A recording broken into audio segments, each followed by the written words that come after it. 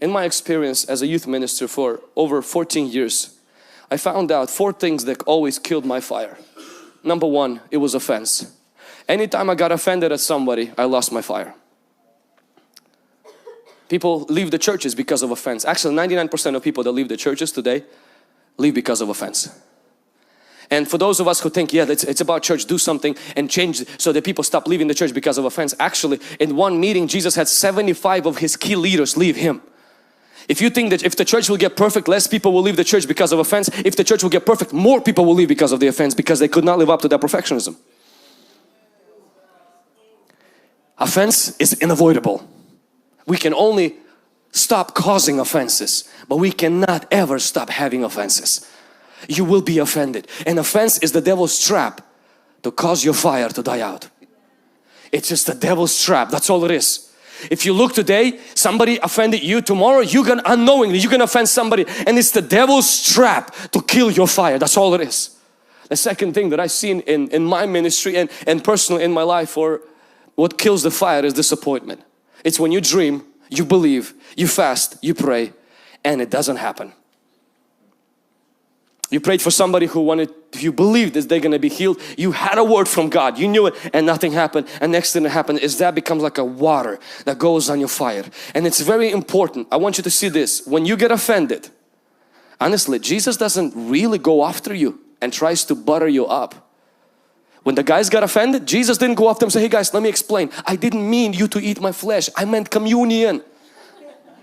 Jesus didn't do that. But when guys left Jerusalem, walked to city of Emmaus, He walked beside them, encouraged them with scriptures until their hearts got on fire again.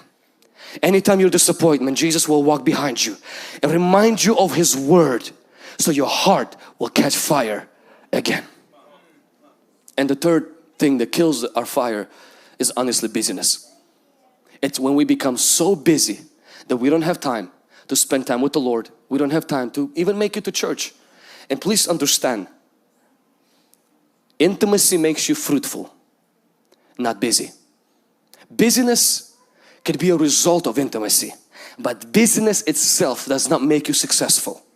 Only intimacy with God makes you successful. If you are too busy to pray, you are too busy. If you are too busy to be with God, you are too busy. And this is what I know about busy people. You actually don't make more money. You make less. Because you break God's rule. God ordered for us to rest on Saturday. If you say, but I'm going to work 3 jobs, 4 jobs, and mark this, you will not make more money. Because God blesses order and you are out of order. God blesses order, not out of order. I mentioned how Chick-fil-A decided not to open its fast food restaurant chain on Sundays, and people said, did you know that on Sundays all the fast food restaurants make the most money?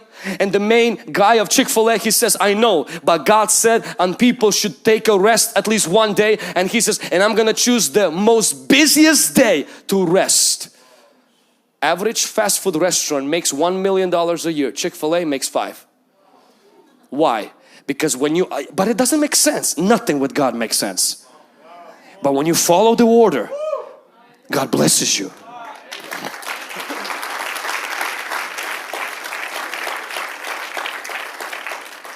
Same thing, when you give, it seems like you're gonna lose money and somehow you have enough.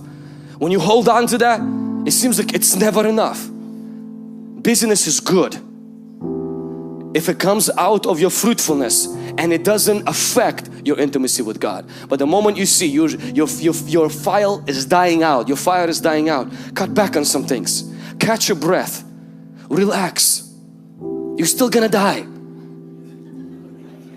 Why work so hard that you waste you ruin your health to get more money, and then you spend your money to get your health back? Why don't you just keep both at the same time? Because this is not just about relationship with God. This is about your health being. This is about your kids, knowing who you are. This is about your family. This is about your spouse. This is about everyone, everything being intact. And the last one is materialism. Materialism is not when you have stuff. It's when the stuff has you. I have this Apple Watch. I have this watch. this watch doesn't have me. Because at any moment, this watch can be yours. Not today.